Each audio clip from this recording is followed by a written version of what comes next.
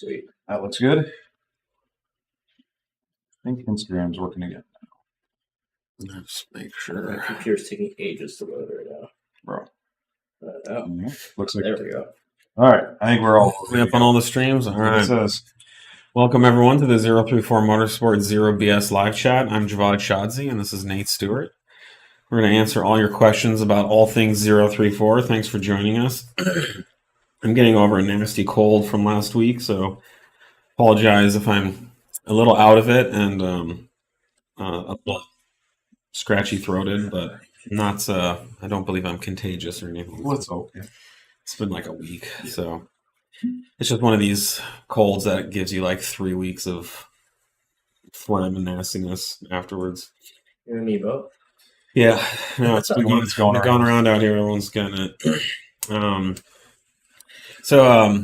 Put your questions into the browser of your choice, whatever you're viewing. We're currently on Facebook, YouTube, and Instagram.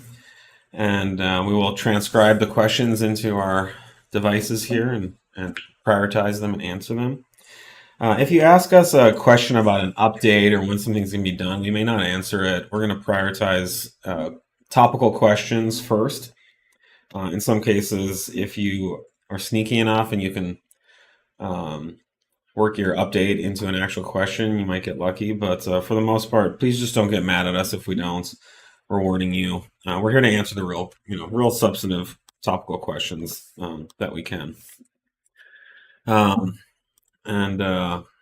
think that covers most of it. That's most of it. I'm just a little housing wise, little out of it. So okay, let's grab the first question. I have a 2021 SQ5.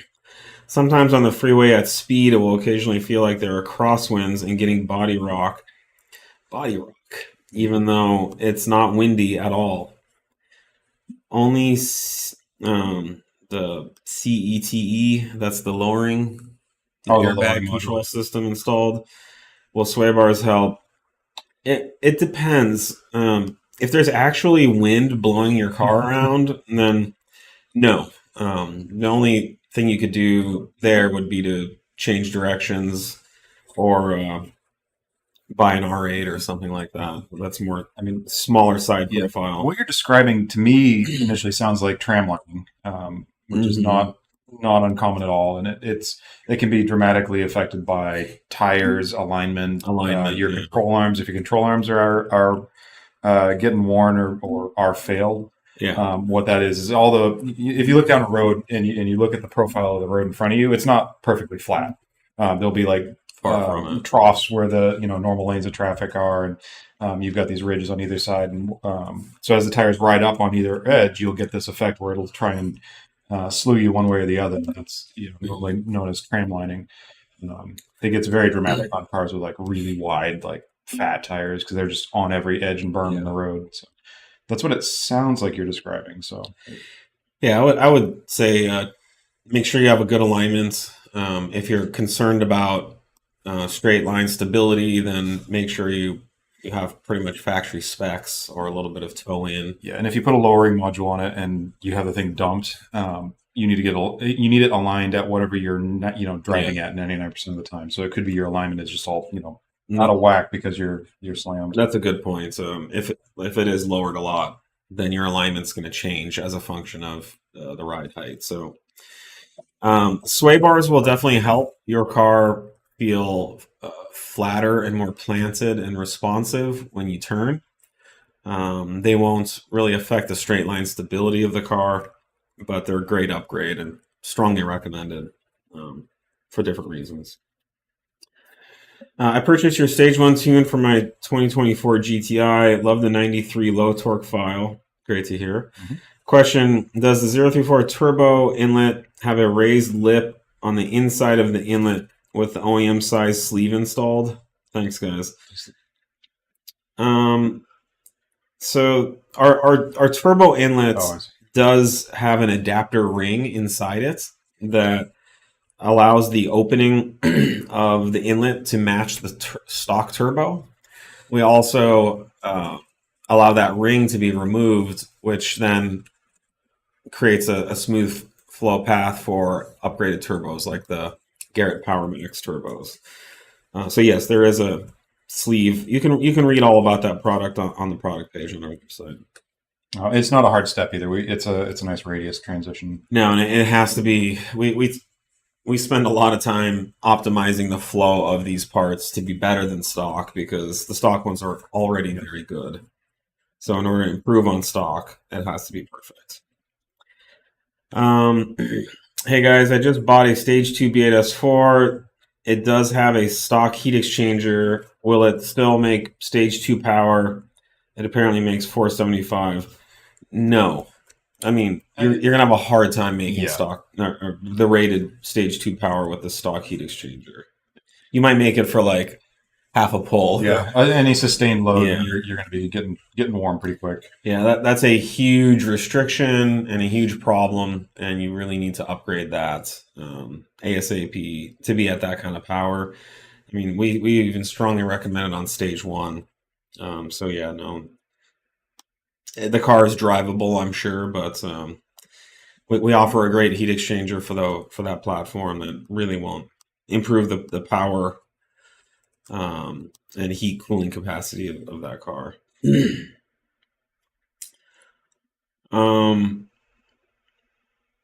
Is the front resonator delete adjusted with the drive mode?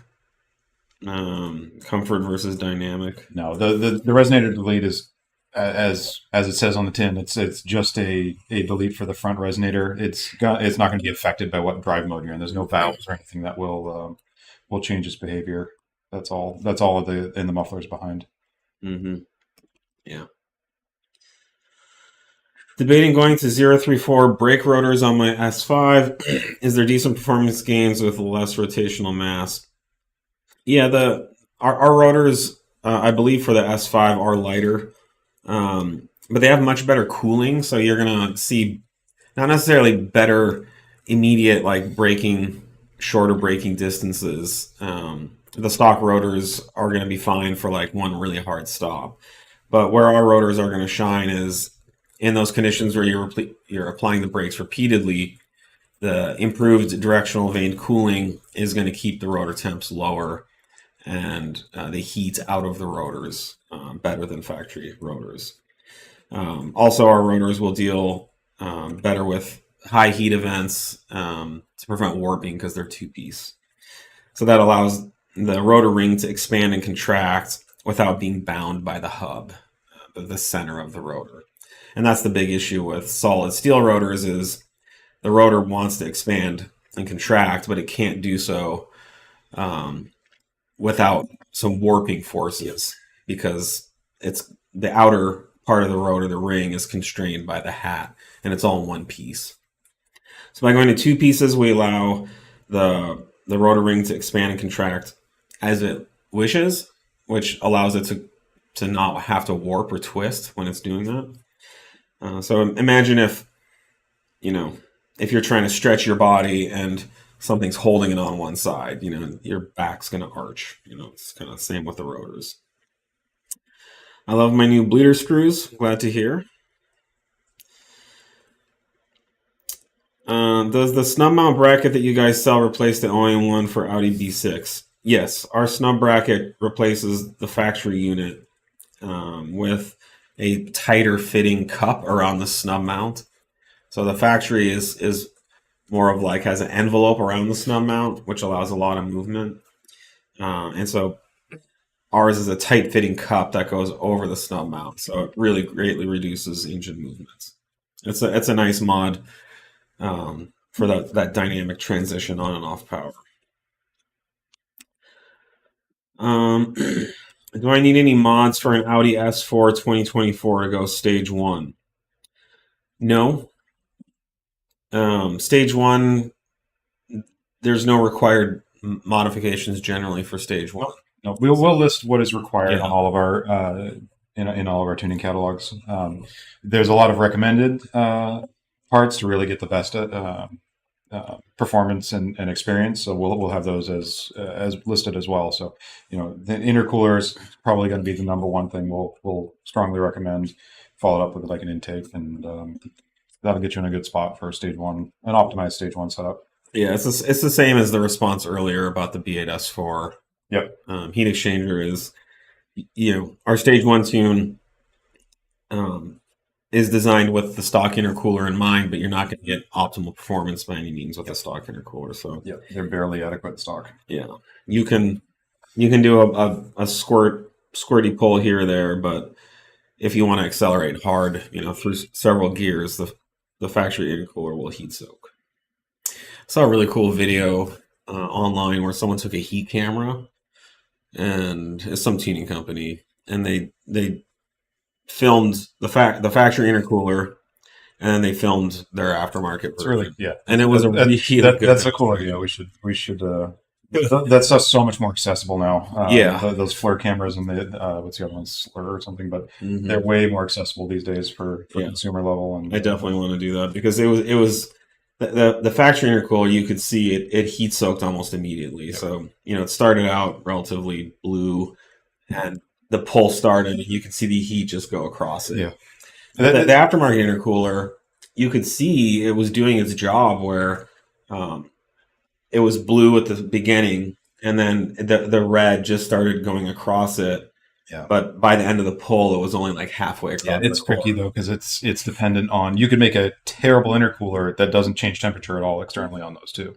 That's the whole. It's you got to be careful with that kind of example too. With you'd have to have the data from the actual air temps inside. Yeah, but it was just a neat visual. That is pretty cool though to see it. Because the heat, if an intercooler is working properly, it will shed the heat as it goes across the core, and by the time it's to the other side of the core, it should ideally you should see like a hot zone transition to a cold zone, and you can see the hot zone propagate as the intercooler heat soaked. But it did a good job, showing the intercooler actually working and doing its thing. The factory intercooler heat soaked almost immediately. I mean, it just went right across it, and then it just lit up. I heard that the C7.5 3.0 TA6 doesn't need a flex fuel kit for the E85 tune from 034. Is that true? Yep. It does not need any additional hardware. We do strongly recommend you get a gauge of some sort for your ethanol content, so you know where you're at. Just because pumps can vary, and if you're doing any kind of mixing, or back and forth, to know you're in a good spot to run the full beans tune. But no other fueling hardware is needed for that. B8.5 S4, can your sway bars make your 60-foot better when launching? No, not really. Sway bars definitely don't hurt, but they don't really help either. In some cases, like with drag cars, you don't want to put a lot of sway bar on the car, because you want the tires to be able to go down onto the pavement and engage the contact patch, regardless of what's happening from one side of the suspension to the other. So a car may lift or twist, and if you have a sway bar, say in the front, if you get that weight transfer back and the car twists, from the torque from the engine, you can lift that inside front tire up. So actually less sway bar is theoretically better. In practice, we haven't seen our sway bars hurt 60-foot times. But the sway bar is definitely the kind of thing that you want when you're going around corners and turning.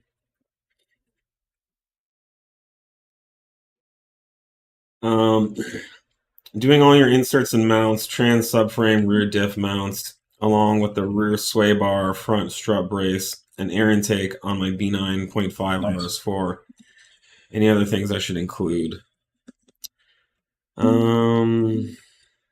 Inserts, mounts. You got a pretty good whack at it. As long as your control arms are in good shape, because you're going to have the subframe and all that down, it'd be a real good time to do control arms if they're getting on in miles. Yeah, the upper control arms in the front for camber adjustment. That'll make a big difference. If the car is for handling. Yeah, are they doing springs? Did they mention springs? Springs would be good. You've got all the you'll have all the springs basically off to. Yeah, you definitely want to springs.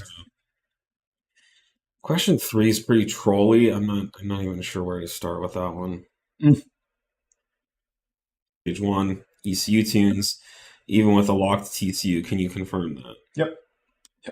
So it's yes, we have locked. We have files. This is the stream. Yeah, we've got some. I just saw it. Disconnect and reconnect. So apologies if we're dropping out again. So, but yes, we have full torque calibrations for locked TCUs at this time, and lots of people are running them. Can they read about that on our website?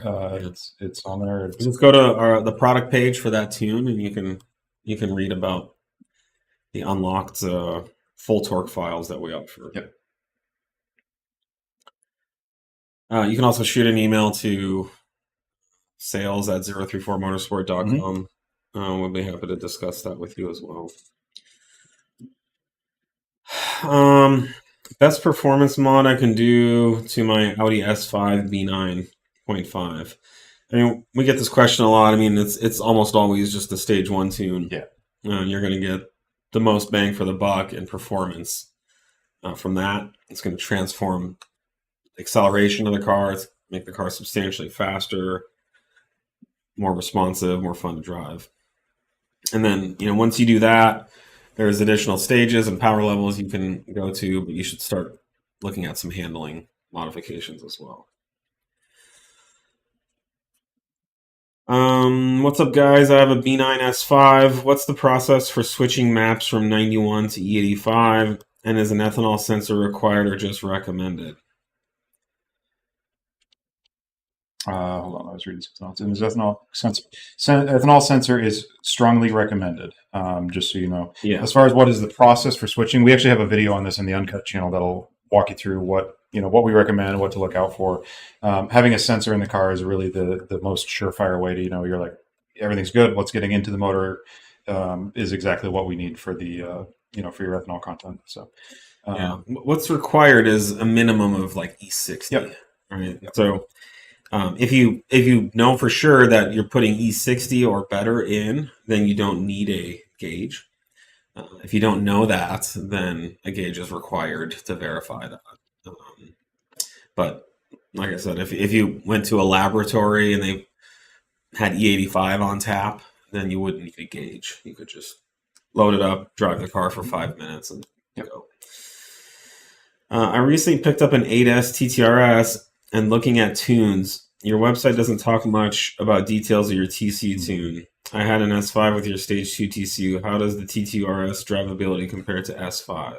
The TTRS is much more connected, in my opinion. It's a DSG. It's a more, I'd say it's as crisper shifting than the S5. Mm-hmm. All of the TCU updates or changes on that are going to probably actually feel pretty similar to the changes you had on your S5 as well. I mean, the shift points, shift speeds, launch stuff is all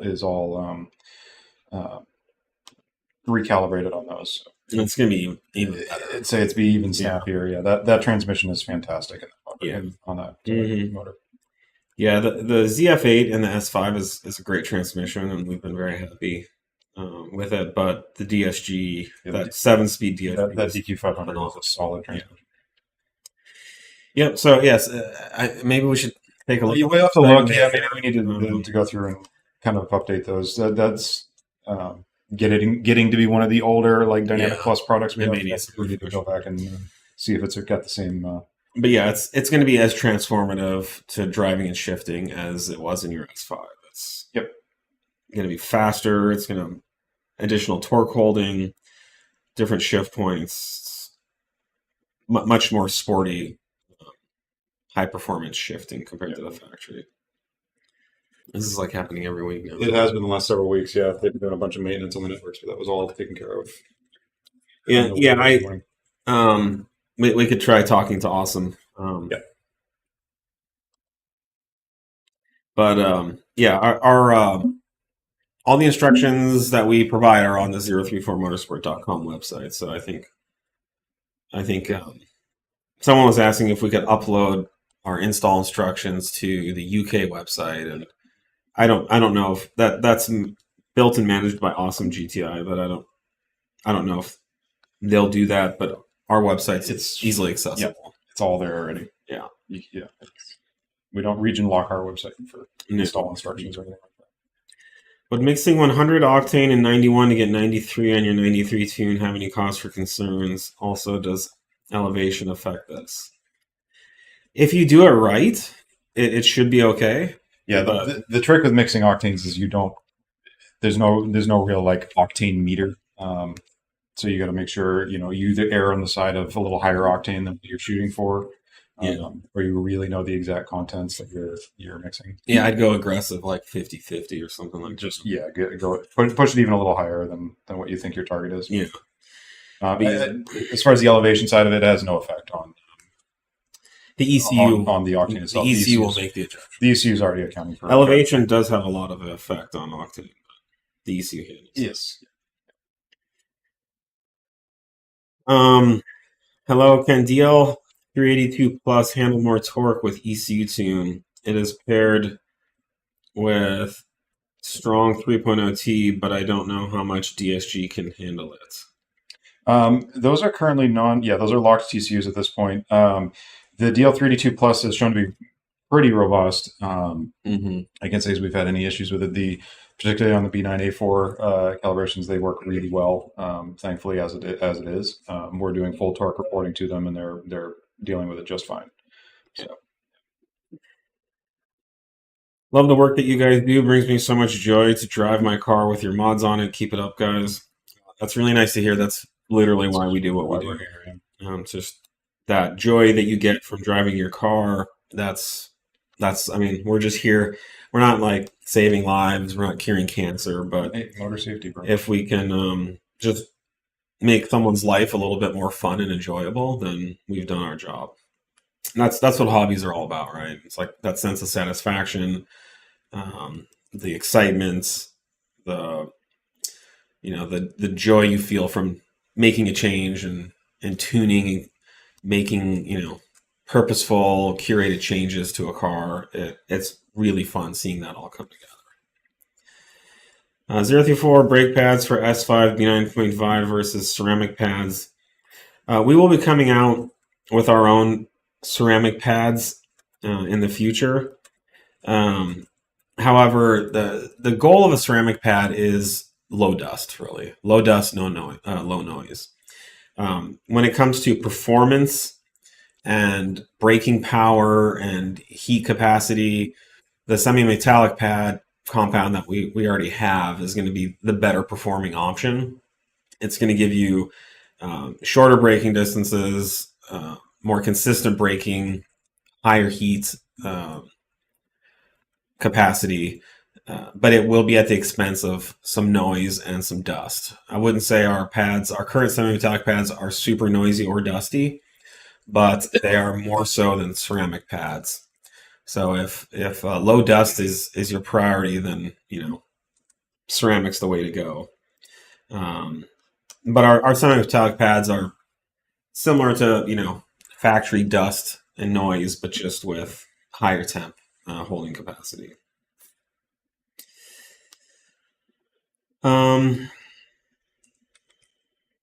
Quattro Ultra and more power. How do these systems cope?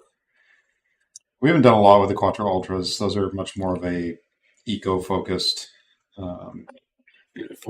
They've got their own ECUs, and it's not nearly as common. It was in like the B9 A4. They had an Ultra line, had the Motronic MG1 controller in it.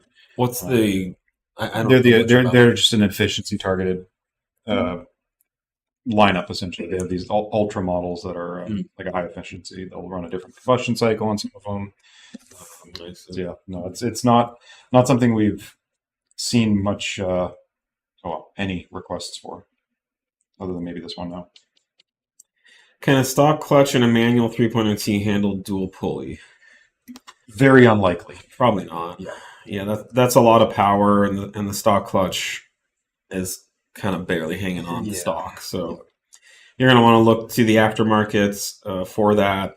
We do offer an upgraded Sachs clutch that you could just use as a factory replacement. And there's plenty of companies out there doing like the whole flywheel and clutch upgrade, like South Bend and others. Yep. Someone's asking why we don't offer a high flow cat for the B9 SQ5. high flow cats are tough. They're a racing only product, and in general, we're doing minimal options for those. And the Wagner one is good. I think we sell it. So we just haven't put the time and engineering resources towards that for the time being. The Wagner one is filling that gap for our customers. Can I go E40 on the stage 1 test pipe file B8.5 S4? Yeah, we have E40 files for those up. Mm-hmm. That's a calibration we offer all across the board. We have 91, 93, 100, and E40. I run stage 2 0 through 4 on my Audi S5 B8.5. Is there any way to adjust the throttle response? We would need to know more about what you mean adjust. But the comfort dynamic. It has a little bit of effect, yes. There's some difference between comfort and dynamic, not as much as factory, because we strive to give you a usable throttle pedal. A lot of the factory stuff, when you put it in sport, will chop that resolution almost in half in some cases. And where now you've got an even broader power band and more power on tap, that gets even more dramatic. So it's much more difficult to control it in a reasonable way when literally half of your pedal doesn't work. Mm-hmm. But yeah, I mean, if there's some specific feedback, just always feel free to ping us at Tuning At. We'll see if it's something, if there's merit to it, or if it's just a... Yeah, it depends what you're looking for. A lot of people like the ultra fast throttle response, like you can get from those aftermarket modules. We're proponents of having usable throttle range as opposed to like an on-off switch. It'll never make you faster. You can simply just push the pedal further with your foot. Exactly. But there is a psychological, impact to having to push your foot down. The car does feel slower from a psychological standpoint. So I get why, it's the reason why super sugary energy drinks exist. We don't want to have try and retrain you guys to like something different, but there's no, it's all perception on, to Jawad's point. There's nothing that makes the car any faster by having a more poorly calibrated throttle level. Yeah. And it does become an on-off switch to the point where the car is hardly drivable. Which is more exhilarating, I guess, if it's like, oh my God, I'm going too fast. And not all the time. If I run one O2 spacer on one side, would that make an effect on my engine? I'm waiting to get the other side installed because it didn't fit. How about you take the one that's out on the one side? Do not run them. There's no case with any of our tunes that you would need an O2 spacer. Yeah. And yes, it will affect your motor if you're imbalanced on the two, the way they're metering it. And generally, just don't run them. There's no reason for it. If it doesn't fit for some reason, then there's something wrong with your other hardware if you can't fit a sensor into the stock location or into the provision without a spacer.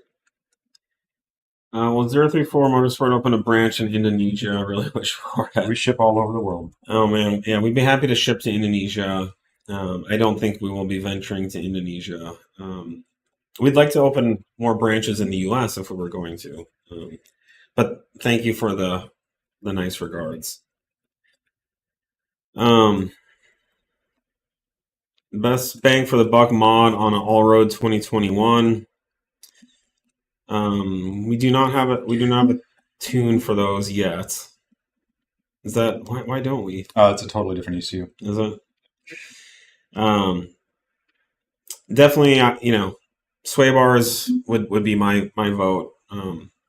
Just as far as reducing body roll and making the car feel more planted and responsive and fun to drive. I just don't have the energy for number 2 today. I've had your stage 1 tune on 2016 Audi A7 for a month. I'm getting a misfire on number 2 cylinder. I can't get a definitive answer anywhere which cylinder that is. I'm guessing the middle cylinder on passenger side. Yeah, I'm not sure where you're looking for those answers, but that is a very, I'd say, straightforward thing to look up as far as what the cylinder banking and ordering is. But in this case, yes, looking at the car, and you can't just say passenger side. That's the other problem is, are you in the UK? Are you in the US? Looking straight on at the car, it's going to be on the left side, the second cylinder back in that motor. But yeah, if you just If you Google like your engine and then like cylinder ordering or cylinder numbering, you'll see almost always grids that give numbers. Have you guys bought your B10 S5 yet? Thoughts on the new powertrain? We will be buying one as soon as we can. I was at the Audi dealership this weekend because Alec wanted to go to an Audi dealership. Nice. And it was pretty depressing. They're like between. Stream just dropped again. Yep, the stream's dropping out again. It's thankfully we're recording it again. I don't know. Yep, I have to talk to our provider again. Is it back? It's back. All right. The Audi dealership was pretty depressing. I mean, there was not a lot of cool models. They had one RS6, which was badass. It was really nice. And they had an RS5. They had it's crazy. A3s are now like 48 grand. Yeah, like a relatively. Yeah, cars are not cheap. Yeah, so. But yeah, no, we're excited for the B10. It's a whole new opportunity for us. The big challenge with B10 is going to be, cracking the ECU and TCU, and as always, yeah. It's always the big, challenge. So we'll just have to wait and see. Just installed the new inlet pipe on my B9 RS5. Will the existing tune work fine with the inlet pipe? I'm no mechanic, but people are saying I will need to be returned for any new parts added. Retuned for any new parts added. Is this true? That is. What I don't know what tune he has. Yeah, I don't know what tune you have, but no. With our tune, it will work. Yeah. Our tune will automatically adjust for the increase in airflow. This isn't like the old days where you kind of have to have a tune for every little thing you do. It was really popular with like the Subaru market where you get a tune for every little widget you put on. Yeah. Now these ECUs are advanced and adaptable, and so we can kind of create the tune for a certain range of power and flow, and as long as you're within that, so there's really no amount of flow restriction on the intake that you're going to need that our tune's looking for. So with our tune, our intake, everything's compatible and will function very nicely. And glad to hear you got that installed. How would I know which transmission tune I would need for my vehicle, as there are two options for the DSG tune on the website? I know it's the 7-speed DSG that comes in the TTS. It's just there are two options for it on the website. You can always contact us. We can walk you through exactly what you need. We should be able to tell by your specific make and model where you're at. So there are different year splits and generations in there that if you're not completely sure what you've got, just hit us up. We're happy to help. I see you guys offer a 100% money back guarantee. I'm not particularly satisfied with Jackal. If I buy the 034 tune and for some reason not like it, am I able to get my money back? Yes. Yeah. We do have a 30-day money back guarantee, no questions asked. I mean, we may ask you why. We'd like to know why it's not working out for you. But we do truly want all our customers to be happy with their purchases, and so yeah, absolutely, 30-day guaranteed money back. You'll just simply need to flash your car back to stock, and then we would give you the refund. Yep.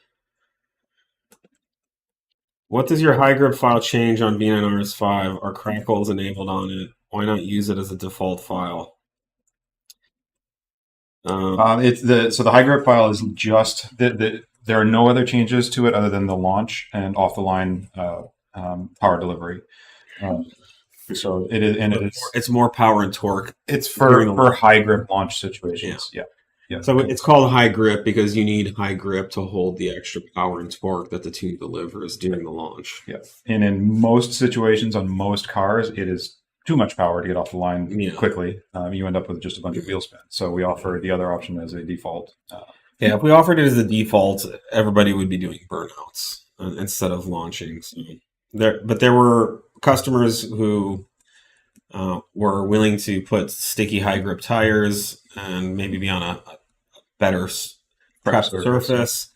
And so for those customers, we've made it available. But that's why it's not the standard. It's easy to switch back and forth, whichever one you lot of these different MPI questions. Yep. Bunch of people asking. Is 034 going to make an MPI kit for the 3.0T supercharger platform? The current options are cumbersome to get working. We'll love to see an option from you guys. Yeah, the current options, yeah, it is a very cumbersome and kind of kludged together set of systems out there right now where there's no interactions between the control devices. So it's, yeah, cumbersome is at best. Yeah, we are in development on a system that we will be offering. Yep. Both hardware and it will tuning solution. It will require that it is on our ECU side calibration to work with it, because it does, like I said, it does interact directly with that control unit, so that it is fueling accurately and reliably, and is fault tolerant. Mm-hmm. Someone's asking about spark plugs and anything that's longer lasting. We are working with Brisk to evaluate longer lasting options.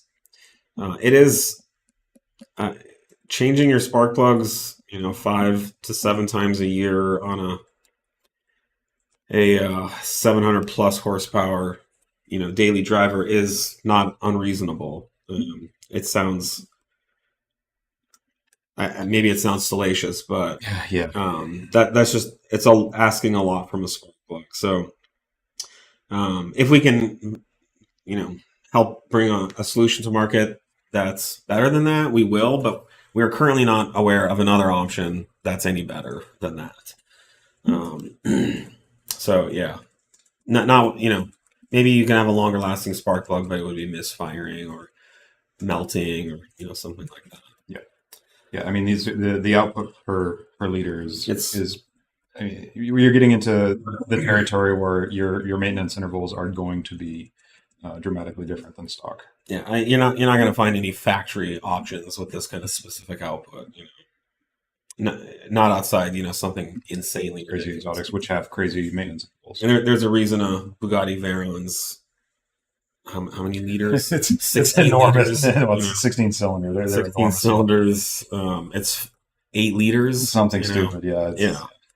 With 16 cylinders, so you got 16 spark plugs doing, right, 1,300 horsepower or whatever. So it's substantially lower stressed than what you're doing here. So for now, I would say 5-6 sets of spark plugs a year is a cheap cost for enjoying that kind of power and performance. But we understand, and we will definitely. We are actively testing some possibly better options right now. I just don't want to make any promises. Do the supercharger pulley have any play while the belt's off? Yep. Yeah, they actually have quite a bit. There's a whole spring damper between the pulley itself and the actual blade, impellers. So yes, there you'll feel some movement on that for sure. Like it'll be rotational. You don't want to be able to it's axially, not play in the pulley or axially, but yeah, you'll get some back and forth movement on it. Yeah. Is 034 still supporting this Merc supercharger upgrade? We are still working on those calibrations. It's going slower than we'd like, just for reasons. It's developing on hardware and whatnot, and getting cars configured and moved around as needed to get the coverage we want. Takes time, but yeah, we're still working on it. When ordering from your website, will it say if an item is available to ship or out of stock before I place the order? Yes. The website won't say anything if it's in stock and ready to ship, but if there is not enough quantity to support your order, then you will get a warning in the shopping cart, and that's when that there's going to be some sort of delay. Usually on the product page, if you go back and look, we will have an ETA for when it will ship. We do our best to do that, but stuff can go in and out of stock on a day-to-day basis, and we don't always have a chance to update those notes. But yeah, for the most part, you'll know. So what's next for B9 RS5s? Well, we have TCU updates coming. So the Climax TCU stuff's coming for the B9 RS5. That'll be great. We've got a bunch of fueling stuff in the mix for the B9 platform in general. So that'll also cross over at that point. So there's more coming. And there are bigger turbos in the future. Yep. So, I don't know about 2025, but maybe. It's early in the year. Climax tune for B9.5 RS5. Any power gains from SuperDuper Inlet over stock? I guess there's 2 questions there. Yeah. Climax is coming for RS5. Yep. I don't know what have we measured. I don't know. So this is the thing. It's doing it more efficiently. You'll get more sustained power delivery at the very least. It also is going to depend on what tune you're running and what how much airflow you're moving through it. It obviously is going to scale based on the overall flow from that inlet. But I don't think we have a blanket claim of power change, but it is. Any increase in efficiency pre-turbo means that turbocharger is working at, however much less to get the amount of air into the motor. Your intake temps drop, your overall efficiency goes up. So it's a much more efficient power delivery that will give you more power over time, at the bare minimum. But I'm certain there is. It's always tricky.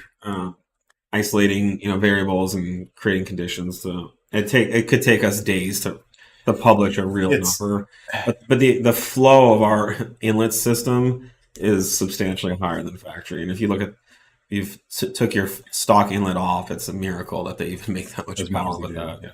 It's a tiny little half tube round opening for each turbo.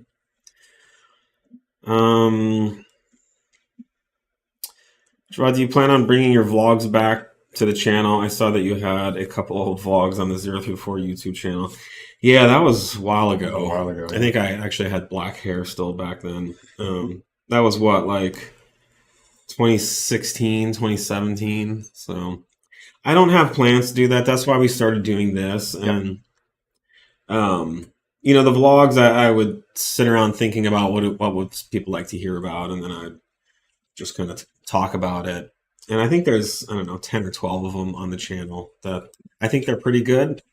Go check out and watch. But that's what we do here every week is like a vlog, and we get to talk about what people want to know about. I didn't particularly like doing those. I don't know. I think there's probably 95% of all people don't like filming themselves and hearing themselves talk. I can't stand it. So, I'm better I'm more inclined to do it than you are, but I did not like it. And, of course, goes without saying, even with this, we get some really rude comments every week. Like just on the YouTube channel, people saying really terrible, hurtful, untrue things about us. And so you really have to have kind of a thick skin to put yourself out there. The keyboard warriors don't hold back. I don't. Some people are really entitled to their own delusional opinions. So it just you gotta develop a thick skin and kind of laugh it off and realize that 99 out of 100 people are either neutral or slightly enjoy it. So it's probably still worth doing. But you don't see many of our competitors doing this. I mean, people make memes of me with clown faces. It's just stupid shit, So, but interesting to hear you bring up the vlog. I appreciate that. Definitely at least go check out the ones I did, and maybe I'll do some more at some point. We'll see. Thanks for the question. Is there any reasons why stage 1 doesn't clear check engine light for B9s? It's a stage 1 file. That all fault code handling, all error reporting is stock. So there's no, it has to work with stock hardware in a stock fashion. If you have something busted, we're going to tell you about it. Yeah. Put differently, if you have a stage 1 file and you have a check engine light, it means something's wrong and you need to fix it. Your check engine light should never be on. Yep. Now, when you have a stage 2 car or a racing file with a high flow cat. In that case, you have something wrong with your car. You don't have a factory cat. So in racing circumstances, the light doesn't come on because nobody needs a race car with a check engine light on all the time. But for those, modified factory cat applications, there is something wrong with the car, so the check engine light's just on all the time. But with stage 1, it should be off.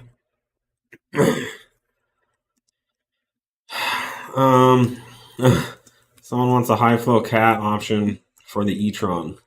Definitely coming up. Maybe for April 1st release.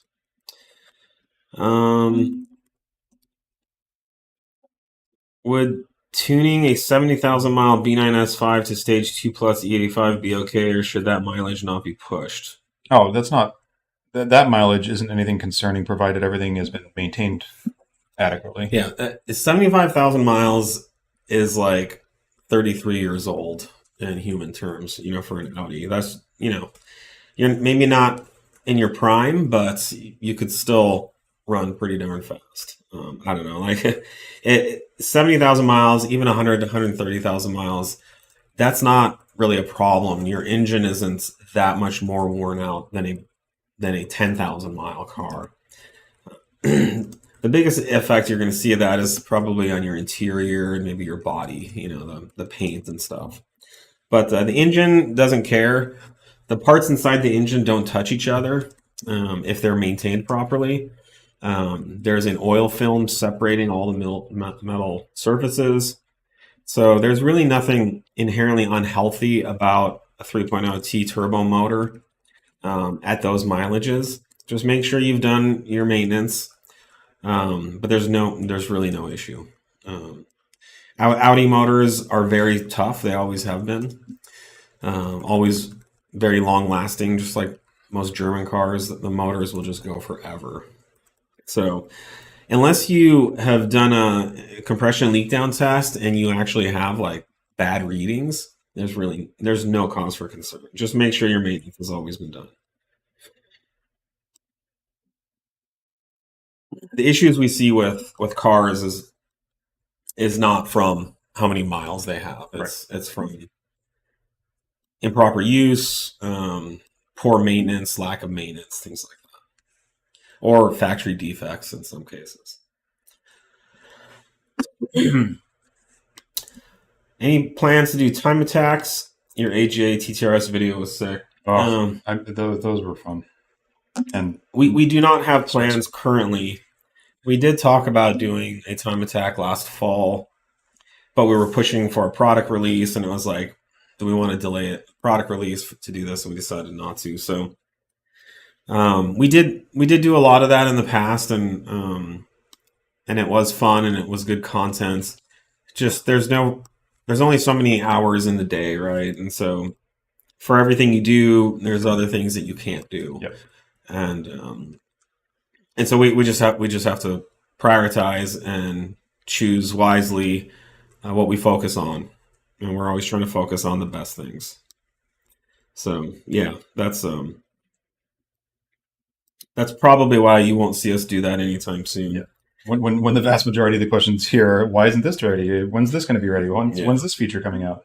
Those never time attacks and fun stuff like that. Yeah, sadly takes away from being able to get that done. That particular event, we had our TTRS at SEMA. That was what, 2017, 2016? Something like that, yeah. And Optima. And so Optima batteries, they go around the show, and there's like a team of people that vote, and our TTRS was voted top European SEMA show car. So we won an award for that, which was nice. And then we were invited to the Optima batteries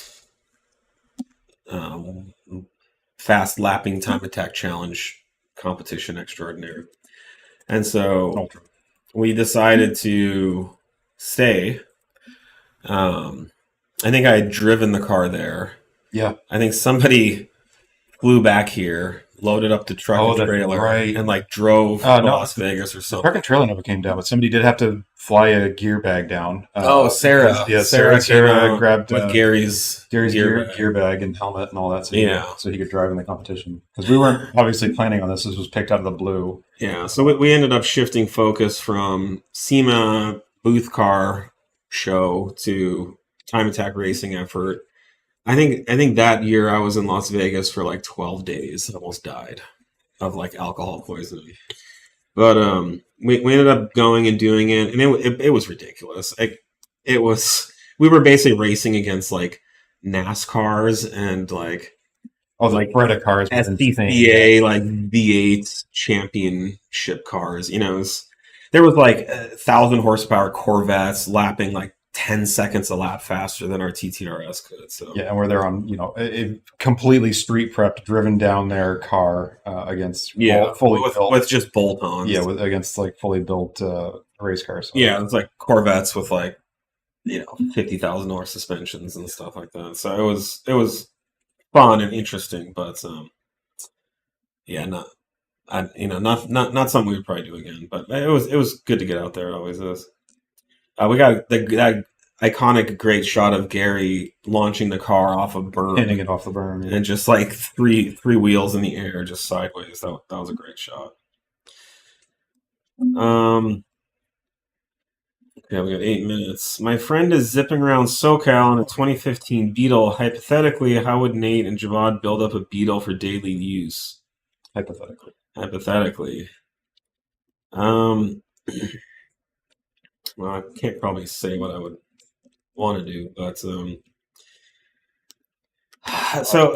the 2015. I don't think I've driven a 2015. I'm trying to figure out which. That's the Beetles. The Beetle's always between generations on their powertrains. I think that's probably a Mark 6. Yeah. Mm-hmm. I guess it's when all the Mark 7 stuff like a PQ35. Yeah. Sure. I mean, it shows how much we paid. Yeah, it's a Mark 6. Definitely a tune. Any kind of suspension modifications like springs and sway bars would do. Give it a little camber up front. That always helps. I think we have a lot of parts for those. Yeah. I'm not sure how many of our product listings. We don't necessarily vet out the Beetle category fully. Yeah. But that was like the last version of the Beetle they released, right?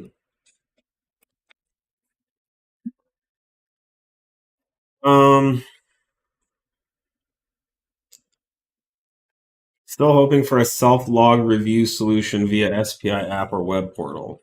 Yep. That's coming. It's coming. What brand intercooler should I get for Mk8 GTI? I would prefer 034, but you don't offer one. We are currently working on our Mk8 intercooler option. Goal is to make it as bolt-in as possible with minimal trimming and cutting. Should be hoping to release it later this year. I can't recommend another brand. I'm just not familiar with what else is out there enough to make that recommendation. Yeah, I think if we offer a Wagner, I mean the Wagner stuff is good. Is the Wagner here on the market? Yeah, so I'd say the Wagner, and I think we offer that. Always a solid. Yeah, it's a good solution. For an Audi 2017 A4 B9, do I have to put high pressure fuel pump in to be on E85? We list all of the required modifications for any of the tunes. Yeah. So the stage 1 stuff does not need any hardware changes for that. So no. You're going to run as it is. I just bought a car that has your tune on it. How do I transfer the credits and tuning suites my name? How does that work? I think the most just email us the tuning at and we will be happy to get you transferred over. Yeah, tuning at 034motorsport.com. We can start there. Yep. If you own the car with that VIN, then yes, you own the tune as well. The tune goes with the car. Yeah. Until we can tune people's brains. That's how it must be.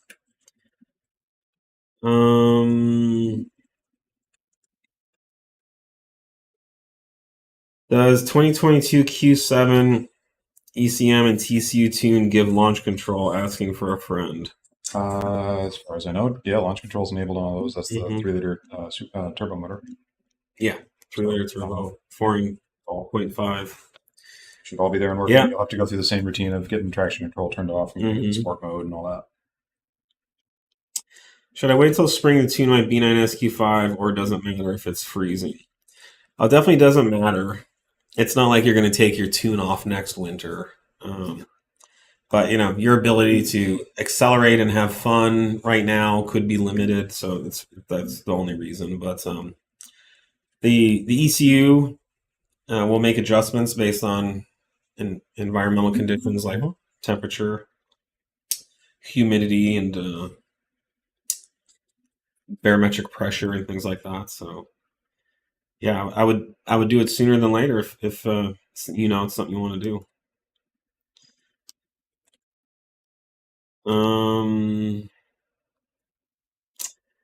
Saw a YouTube video of the Little Red A3 VR6 Turbo, and I was wondering if you guys are still doing that or have plans on supporting it. No, I wish I missed that car. Yeah, that was a platform that we supported for a long time, but I think it's been about 10 years since we did anything with that. Yeah, we've kind of moved on from those turbo kits. We did a number of them, but no, it's not something we're currently actively developing. Or I think we probably turboed 20 or 30 A3/TTs, R32s during our time. Yeah, but you know, the newer cars. I mean, honestly, a Mark 7 GTI with a turbo, a hybrid turbo upgrade like a Power Max is gonna match or beat the performance of a VR6 turbo. So when the Mark 7 really came out and we saw the potential there, it was like, there's no need to mess around with this big heavy VR6 anymore. Sorry VR6 fans, but yeah, I mean, the 2-liter turbo with the DSG is like game over. Can I mix 1 gallon of 93 with E85 on my B9 and filling up to get better gas mileage? I mean, in theory, yeah, we would still. You want to have a gauge on it and make sure you're still over the E60 threshold that we want you to be at for the 85 files.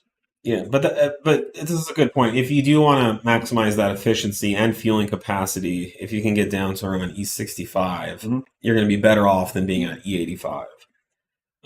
And you'll be getting better gas mileage. Yeah, you'll have to do the math to make sure it works out, because at least in our area, the gasoline is far more expensive than E85. So other than the inconvenience of having to stop again, it may end up being the same or more expensive.